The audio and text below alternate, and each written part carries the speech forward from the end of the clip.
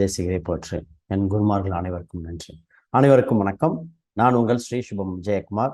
ஸ்ரீ சுபம் ஜோதிடம் உங்களை அன்புடன் வரவேற்கிறது. இன்னைக்கு நம்ம பார்க்க போற வீடியோஸ் என்னன்னா, ஒவ்வொரு ராசிக்கும் அவங்களோட சூட்சும பலன்கள் என்ன, எதுல அவங்க அதிகமாக கவனம் செலுத்தி வெற்றி பெறலாம், எதுல கொஞ்சம் கவனமா இருக்கணும் அப்படின்னா, இதுல நிறைய விஷயங்கள் இருக்கு. நான் கொஞ்சம் ஒவ்வொரு ராசிக்கும் ஒவ்வொரு பலனா சொல்லிட்டு வரேன். இன்னும் ஒவ்வொரு மாதத்துக்குள்ளேயும் நிறைய வீடியோஸ் இதே ஒவ்வொரு ராசிக்கும் பார்த்து வரேன். இப்போ நான் சொல்ல போகிறது துலாம் முதல் மீன ராசி வரை அவங்களுக்கு இங்கே நடக்கக்கூடிய யோகங்கள், யோக பலன்கள் நான் சொல்ல போகிறேன். இதில் பார்த்தீங்கன்னா ஆல்ரெடி நான் இதில் மேச ராசி முதல் கன்னி ராசி வரை உள்ள ராசி மற்றும் லக்னம் இந்த அமைப்புடையவங்களுக்கு பலாபலன்கள் சொல்லியிருக்கேன். அது கண்டிப்பாக உங்களுக்கு பயனுள்ளதாக இருந்திருக்கும். இப்போ அது சம்மந்தப்பட்ட யாராவது வீடியோஸ் பார்க்கணுன்னா போய் பாருங்கள். இப்போ நான் பார்க்க போகிறது என்ன இதுனா, துலாம் ராசி, துலாம் லக்னம், அதிலிருந்து மீனராசி வரைக்கும் பார்த்துருவோம். உச்சிஷ்ட மகா கணபதி நமக்கு ஸ்ரீ வேலப்ப தேசிகரை போற்று. என் குருமார்கள் அனைவருக்கும் நன்றி. அனைவருக்கும் வணக்கம். நான் உங்கள் ஸ்ரீ சுபம் ஜெயக்குமார். ஸ்ரீ சுபம் ஜோதிடம் உங்களை அன்புடன் வரவேற்கிறது. இன்னைக்கு ஒரு டாபிக், ஆல்ரெடி ஒரு டாபிக் போட்டிருக்கேன். அது சம்மந்தப்பட்ட கண்டினியூஷன் வீடியோஸ் இது. ஒவ்வொரு ராசிக்கும் அதோட சூட்சும பலன்கள் எதெல்லாம் நம்ம இன்க்ரீஸ் பண்ணிக்கணும், எதில் கேர்ஃபுல்லாக இருந்துக்கணும் அப்படின்னு ஒரு குறிப்பிட்ட பாயிண்ட்ஸ் சொல்லிட்டு வரேன். இதோட தொடர்ச்சி நிறையா வீடியோஸில் சொல்ல போகிறேன், வரும் வாரங்களில் இருக்கும். ஆல்ரெடி பார்த்திங்கன்னா மேச ராசி முதல் கன்னி ராசி வரைக்கும் போட்டிருக்கேன். பார்க்காதவங்க அந்த வீடியோ பார்த்துக்கங்க. இதில் நாம் சொல்ல போகிறது பார்த்திங்கன்னா துலாம் ராசி முதல் மீன ராசி வரை. இது ராசி மற்றும் லக்னம் இரண்டுக்குமே பொருந்தும். அதுதான் இங்கே சூட்சமம். இதில் ஒரு ராசி லக்னம் ஒன்று ராசியாக இருக்கிறவங்க பார்த்துக்கங்க. இன்னொரு லக்னமாக இருந்தால் அந்த ரெண்டு வீடியோவும் பாருங்கள். இரண்டு கலந்த காம்பினேஷனாக வேலை பார்க்கும். சரி, இப்போ நான் பார்க்க போகிறது துலாம் ராசி மற்றும் துலாம் லக்னம். இதில் பார்த்தீங்கன்னா இவங்களுக்கு முக்கியமான விஷயம் என்னென்ன பண்ணிக்கிட்டா யோகம் அப்படின்னா, பூச்செடிகள் வீட்டில் வளர்க்கணும். பொதுவாகவே ஏதோ ஒரு பூச்செடிகள் வீட்டில் வச்சுக்காங்க. அது அவங்களுக்கு நல்ல யோகத்தை கொடுக்கும். பணம், பொருளாதாரம், இவங்களுக்கு வருகின்ற பணத்தை கணவன் மனைவி கிட்ட அதாவது கணவனாக இருந்தால் பெண்ணிட்ட கொடுக்கணும், மனைவியாக இருந்தால் கணவன்கிட்ட, இந்த மாதிரி அவங்ககிட்ட ஷேர் பண்ணிக்கணும். இன்னும் பண யோகம் அதிகரிக்கும். பொதுவாக கணவன் மனைவி கிட்ட நல்ல மியூச்சுவல் அண்டர்ஸ்டாண்டிங் இருக்கிறவங்ககிட்ட ஜாயிண்ட் அக்கௌண்ட்டே போட்டுக்காங்க அப்படின்னு சொல்லுவேன். ஏன்னா 7ஆம் அதிபதி 2 அந்த மாதிரி யோகங்கள்லாம் இருக்கிறதுனால நல்ல பொருளாதார விருத்தி கொடுத்துரும். வெளிநாடு, வெளி மாநிலம் சென்று வந்த பின் யோகங்கள் இன்னும் அதிகம் அப்படிவேன். ஒரு சிலருக்கு வெளிநாடு சென்று வெளிநாடு இல்லை அதர் ஸ்டேட்டில் போகக்கூடிய அமைப்பு இருக்கும். அப்படி இருந்தால் போயிட்டு வாங்க, இன்னும் யோகங்கள் அதிகரிக்கும். அதுக்கப்புறம் உங்களுக்கு வாய்ப்பு இருந்தால் திருப்பி பூர்வீகத்துக்கு வந்து செய்யலாம், இல்லை அங்கேயே செட்டில் ஆனாலும் பரவாயில்ல. அப்போ வெளிநாடு, வெளி மாநிலம் போயிட்டு வர்றது ஒரு டூர் மாதிரி இருக்கலாம், இல்லை பிஸ்னஸ் எக்ஸ்பான்ஷன் இருக்கலாம். போயிட்டு வாங்க, ரொம்ப முக்கியமான விஷயம். அப்புறம் ஒரு சில விஷயம் கவனமாக இருக்கணும், அதையும் சொல்லிடுறேன். வீட்டு அருகில் இருக்கிறவங்ககிட்ட பேச்சுவார்த்தை அளவாக கரெக்டாக பயன்படுத்திக்கணும். பொதுவாக பார்த்தீங்கன்னா ரொம்ப நெருங்கி பழகினாலும் சண்டை வந்துடும். ரொம்ப முறைச்சிக்கும் வேண்டாம்னு சொல்லுவேன். என்ன ரீசன்னா, பொதுவாக காம்பவுண்ட் வால், செவர் பிரச்சனை, தண்ணி போகிறது பிரச்சனை, இந்த மாதிரி சின்ன சின்னது ஏற்பட்டுரும். அதனால் கவனம் தேவை. தன யோகம் அதிகரிக்க என்ன சொன்னால், முருகன் வழிபாடு, முருகனோட அவதாரங்களை கும்பிட்டுட்டு வருவது ரொம்ப சிறப்பாக இருக்கும். இதில் முருகனில் பார்த்தீங்கன்னா 2 வித முருகன் ரொம்ப யோகமாக இருக்கும். ராஜ அலங்காரம் சொல்லுங்க இல்லையா, அந்த அலங்காரம் கும்பிட்டுட்டு வரலாம். இல்லை பாலதண்டாயுதபாணி அந்த அவதாரத்தை அவாய்ட் பண்ணுங்க. குழந்தை வடிவம் பால தண்டாயுதபாணி அந்த வேண்டாம். இன்னொன்று, அவர் கோவண வடிவத்தில் இருந்தாலும் யோகம்தான். பெஸ்ட்டு ராஜ அவதாரம் உள்ள முருகனை வழிபட்டுட்டு வாங்க, ரொம்ப பெஸ்ட்டாக இருக்கும். சரி, அப்புறம் விலங்கினங்கள் வளர்க்கணும் அப்படின்னு ஒரு சிலர் ஆசைப்பட்டு அதையும் இன்க்ளூட் பண்ணிடுறேன். பூனை வளர்ப்பு, குருவி இதெல்லாம் வளர்த்தா யோகம். சரி, அடுத்த ராசிக்கு போவோம். விருச்சக ராசி மற்றும் விருச்சக லக்னம். இதில் ஏதோ ஒன்று இருந்தால் கூட போதும், பார்ப்போம். இவங்களுக்கு பொதுவாகவே இயற்கையாகவே மணி ரோலிங் உள்ள ராசி. ஆனால் அதை தக்க வைத்து கொள்ளும் பணம் ஹேபிட் மட்டும் வேணும். பொதுவாகவே இவங்களுக்கு எவ்வளோ பணம் வந்தாலும் 30% எடுத்து சேவிங்ஸ் ஆகவோ பிற்கால பயன்பாட்டுக்காக வச்சுக்கணும். அது மிகுந்த யோகத்தை கொடுக்கும். ஏன்னா பொருளாதார நெருக்கடி இவங்களுக்கு எப்போ வந்தாலும் சேஃபாக இருக்கணும். ஒன்று, கிரெடிட் கார்டு லோன் வாங்குவதை தவிர்க்கணும். அப்படி வாங்கவே கூடாது. அப்படி வேணும்னா கோல்டு லோன் வச்சு மாற்றிக்கலாம். இவங்களுக்கு தங்கத்தின் மூலம் ஆதாயம். பொதுவாகவே இருக்கிற பணத்தை அதிகமாக கோல்டு வாங்குங்க, தங்கத்தை வாங்கி வச்சுக்கோங்க. அது மூலம் உங்களுக்கு நல்ல யோகத்தை கொடுக்கும். வீடை அடகு வச்சு லோன் வாங்குறது, ஒரு வீட்டை அடகு வச்சு இன்னொரு வீடு இடம் வாங்குறது, இடத்த அடகு வச்சு வீடு வாங்க, இதெல்லாம் தவிர்த்துடணும். இதெல்லாம் இவங்க பண்ணக்கூடாது. சரி, அப்புறம் எந்த ஒரு குறிப்பிட்ட ஏஜில் ஜென்ஸுக்கு நிறைய பேர் கேட்டு வருவாங்க, அவங்களுக்கு கொஞ்சம் பலன் இருக்கும். உங்கள் மேலே யார் கேஸ் போட்டாலும் பயப்படாதீங்க. அதுக்காக போய் சண்டைக்கு போக சொல்லலை. பொதுவாக பூர்வீக சொத்தில் வழக்கு இருந்தாலும் சரி, தெரிஞ்சோ தெரியாமல் வேலை செய்கிறவங்க மேலே வழக்குன்னு ஒன்று போட்டுட்டாங்கன்னா தைரியமாக இருங்க, வழக்கில் வெற்றி பெறுவீர்கள். அது உங்களுக்கு யோகம். கால சூழ்நிலை வேணால் முன்ன பின்ன மாறிட்டு வரலாமே தவிர வழக்கில் வெற்றி உண்டு. அப்புறம் நல்ல ஞானம் உள்ள ராசி, நல்ல அமைப்பு. தந்தை வழி உறவில் சார்ந்த விஷயங்கள்ல கொஞ்சம் அன்பு இதெல்லாம் கொஞ்சம் ஏக்கமாக இருக்கும். ஒரு சிலருக்கு தந்தை சிறு வயதிலே இதாயிட்டாமாங்க, இல்லை தந்தை இருக்காருங்க, அவர் வேறு பிஸ்னஸ் விஷயமாக வேற ஊரில் இருக்காரு. ஒரு சிலர் தந்தை உறவு அவங்க சொந்தத்தில் கொஞ்சம் உறவு கம்மியாக இருக்குது. தந்தையோட அந்யூன்யம் அன்புங்கிறது நிறைய பேர் ஒரு 70% அனுபவிக்க தடையாக இருக்குது. 30% கரெக்டாக இருக்குது. பட் நம்ம மெஜாரிட்டியாக இருக்கணும் இந்த வார்த்தை சொன்னேன். அப்புறம் முன்கோபம் தவிர்த்தரணும். எவ்வளோக்கு எவ்வளோ பொறுமையாக இருக்கீங்களோ, பொதுவாகவே பொறுமையாக பேசக்கூடியவங்க மனது ரீதியாக முன்கோபம் வரும். அதையும் கட்டுப்படுத்தினா நல்லாயிருக்கும். அப்புறம் ஆடு மாடு வளர்ப்புகள், வீட்டில் நாய் வளர்ப்புகள் இதெல்லாம் யோகம். அப்புறம் கோழி வளர்ப்பையும் பிராய்லர் கோழி வளர்ப்பையும் தவிர்த்தரணும். ரீசெண்டாக ஒருத்தர் கேட்டதுக்கு சொன்னேன், பிராய்லர் கோழியில் வைக்கக்கூடாது, தவிர்ப்பு உங்களுக்கு அமைப்பே கிடையாதுன்னு.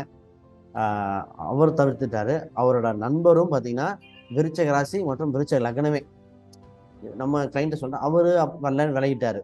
அவர் இன்னொருத்தர் அவங்க அந்த தொழில் ரீதியாக சுணுக்கம் ஏற்பட்டது. கரெக்டாக கொரோனா காலத்தில் ஆரம்பித்தார்.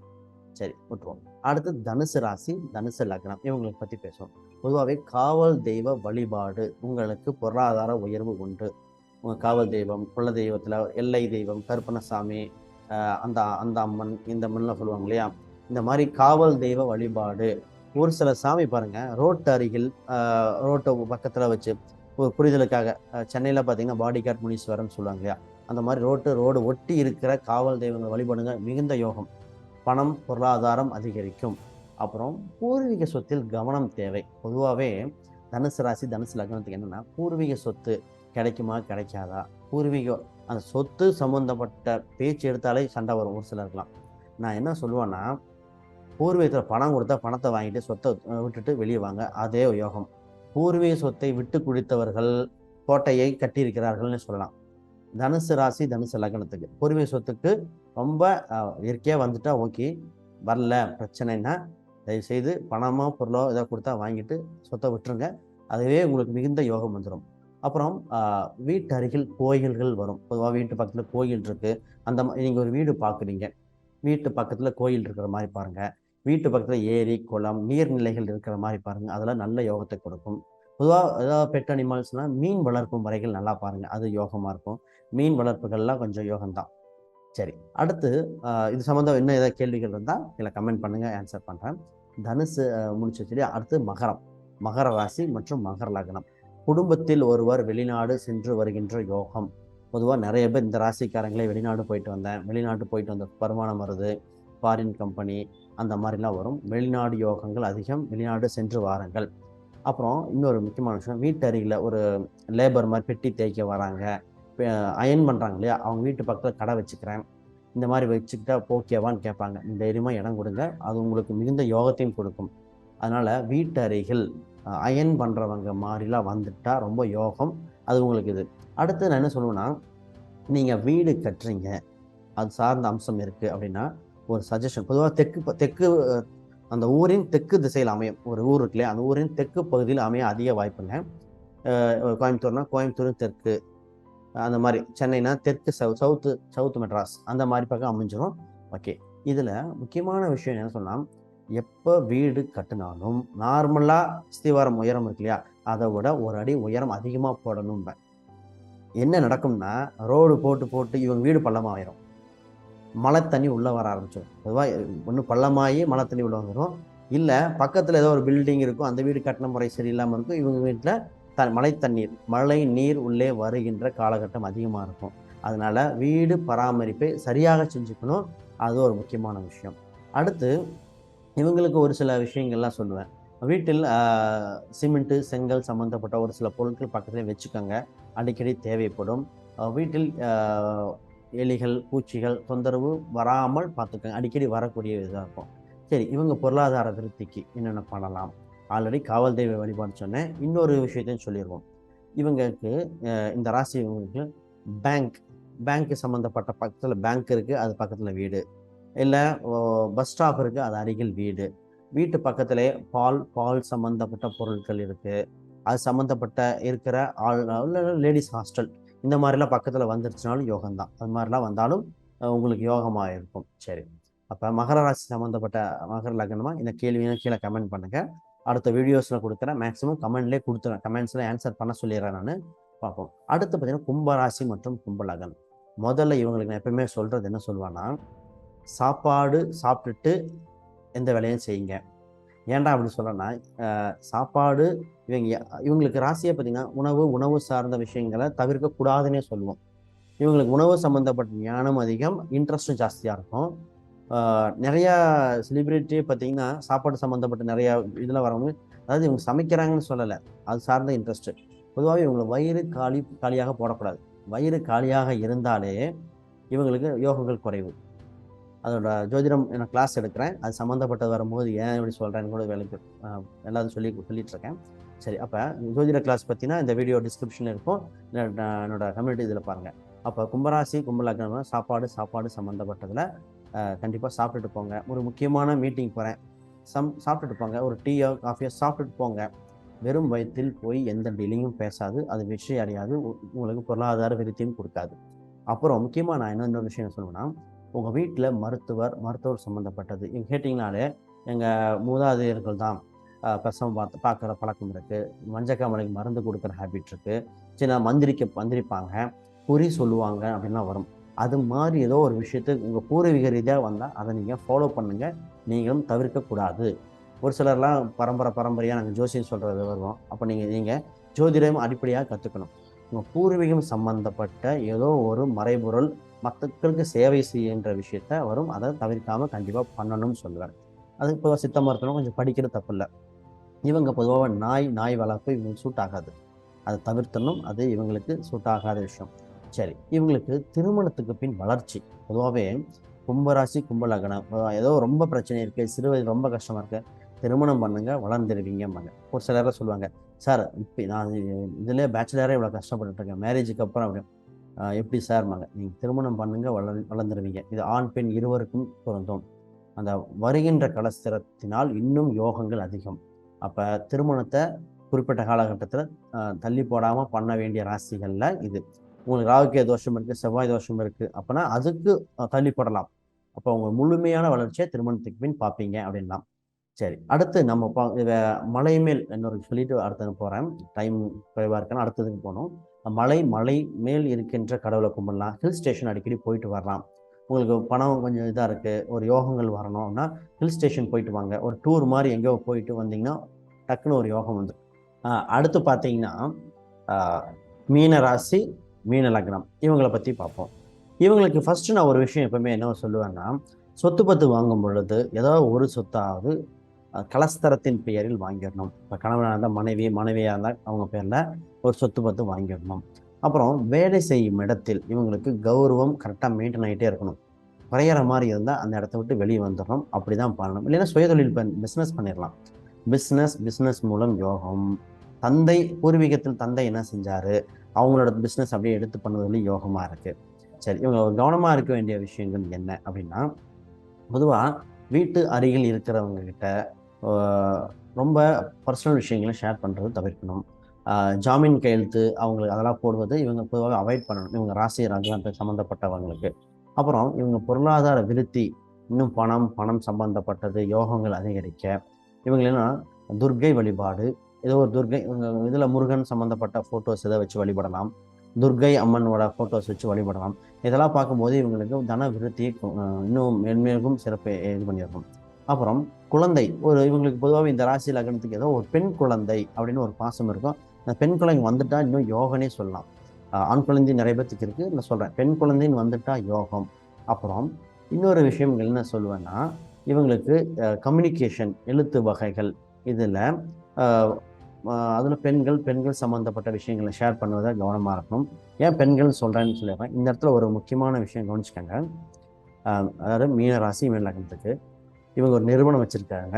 இவங்களுக்கு கீழே வேலை செய்யும் டைரக்டாக பிஏவாக இருப்பாங்க இல்லையா, அவங்க பெண்களாக இல்லாமல் இருப்பது நன்று. சரி, ஒரு பெண்ணே நிர்வாக பொறுப்பில் இருக்காங்க. அப்போ அவங்க கீழே இருக்கிற நிர்வாக திறமையில பிஏவா ஒரு அசிஸ்டண்டாக இருக்கிறவங்க திருமணமான பெண்ணாக இல்லாமல் இருப்பது நலம். அப்படி பெண் தான் வைக்கணும்னா திருமணம் முன்னாடி மேரேஜ் ஆகாமல் இருப்பாங்களே அவங்களா இருக்கலாம். அப்படிலாம் கொஞ்சம் ஏஜ்டு பர்சனாக இருக்கலாம். இல்லைன்னா ஒரு ஜென்ஸ் கூட போயிடலாம். திருமணமான சக வயது உடைய பெண்ணை தனது பிஏவாக வைப்பது சிறப்பு கிடையாது.